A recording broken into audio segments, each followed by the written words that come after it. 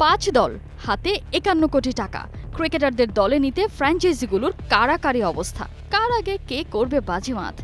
ঋষভ পন্থের দাম উঠে গেল প্রায় 19 কোটি টাকা। ফিল সল্টের দাম প্রায় 12 কোটি।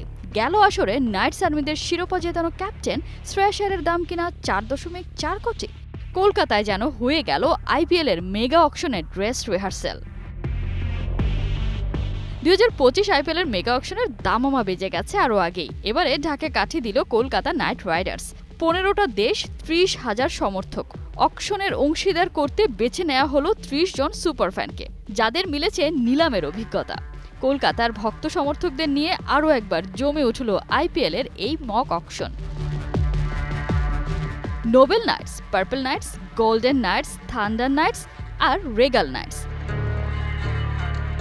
এই 5টি দল অংশ নেয় কেকেআরের এবারের মক অকশনে। এটি মূলত কলকাতার একটি fan engagement event.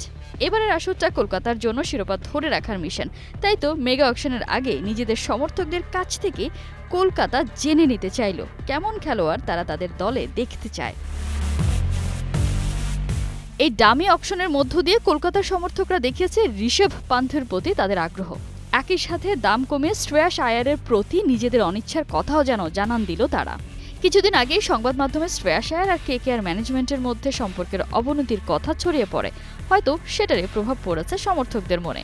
Shreyas আয়ারের Subhash সমর্থকরা ভুলে গেলেও ভেঙ্কটেশ আয়ারের দর পৌঁছে গিয়েছিল প্রায় 15 কোটিতে।